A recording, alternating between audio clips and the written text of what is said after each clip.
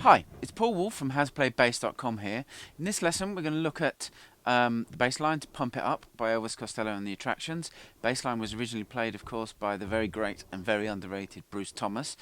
Now in this lesson what we're going to look at is not the exact transcription. It's pretty much close to what Bruce played for the first 50 seconds or so. Later on in the tune he does throw in some variations, especially in the chorus. But what I'm going to give you today in this lesson will pretty much allow you to play through the tune. Plus, if you're subscribed to my e-zine, the e-zine for November 2009 will have what I'm about to show you written down in music notation and bass tab. Very easy to subscribe. Just head over to my website at howtoplaybass.com. Don't forget all the hyphens, and go to the subscribe section, which is the top right hand corner of every page, and then when that comes out, which will be November the 4th, will be the first, will be when it's actually released, but it will be available throughout November, so you can sign up and you can get hold of the PDF, which will have the notation and the tab, so you can just add it to what I'm going to cover in the lesson. So, without further ado, let's head over to the first section of the lesson, and we're going to look at the intro. Okay, the intro's got two sections. The first section, which is the first 8 bars of the tune, is only played literally in the first 8 bars, and then the next 4 bars is the section that's repeated. It kind of bridges or splits up the choruses from the verses. So we'll look at those two separately. So the first 8 bars, essentially it's a 2-bar repeating pattern, which has got a variation in the last 8 bars. I'm just going to play the first couple of bars with the metronome.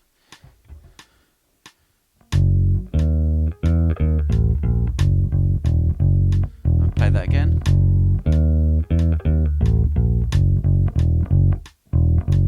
Okay, turn the metronome off. Okay. So, obviously that was slower as well. The metronome's set to about 90. So the first bar is, and that's F sharp, 2nd fret of the E string, D sharp, 1st fret of the D string. And those notes are E, 2nd fret of the D string, back to D sharp, 1st fret of the D string, open A sharp. A sharp is the 1st fret of the A string, so, and then the second bar is, okay, and there's only 2 notes. It's F sharp, which is the 2nd fret of the E string, and the open E string, and then it repeats that, and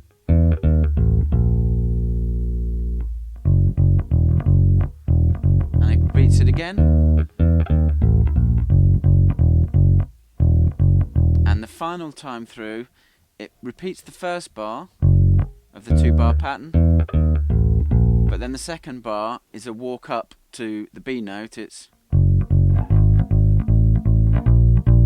So those notes are, and they're just straight 8th notes, F sharp, which is the 2nd fret of the E string, G sharp, 4th fret of the E string, A, 5th fret of the E string, A sharp, the 6th fret of the E string, and that takes you up to the second part of the intro, which is this 4-bar pattern, which repeats later in the tune after each chorus.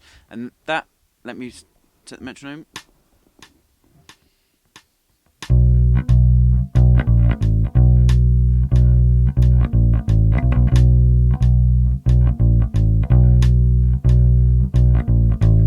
Okay, turn Okay, so those notes, there's only 3 notes in that pattern. They're B, which is the 7th fret of the E string, A sharp, which is the 6th fret of the E string, and A, the 5th fret of the E string. And the rhythm you're trying to play, this section of the tune, if you play along with the original, you can play around a bit with the rhythms and try and match what's going on. You can inject some more 16th notes if you want, but essentially it's something like this.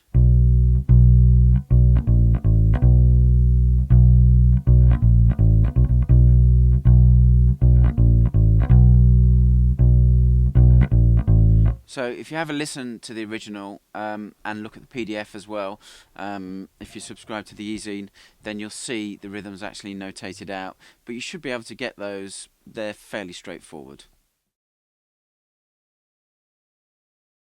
Okay, the verse is another 8-bar pattern. Play it with the metronome, then we'll talk through the notes.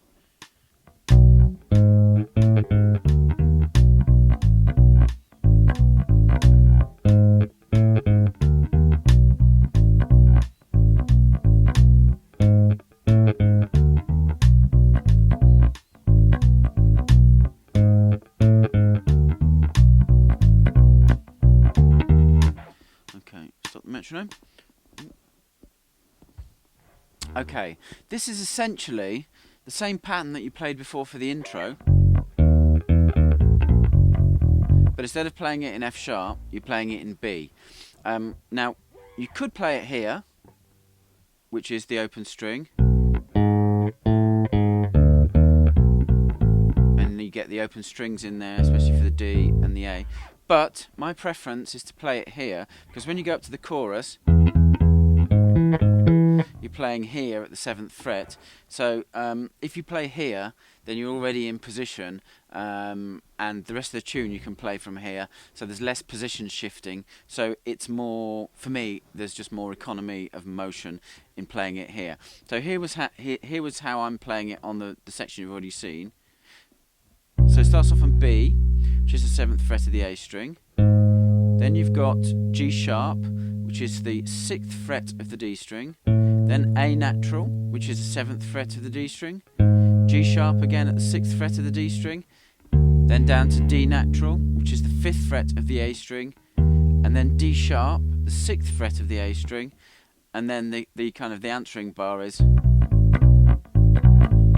again, only got 2 notes which are B at the 7th fret of the E string and A at the 5th fret of the E string.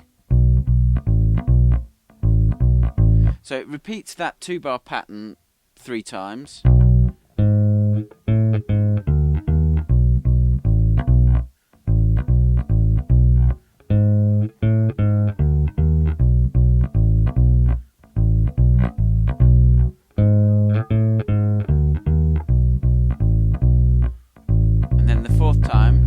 Variation,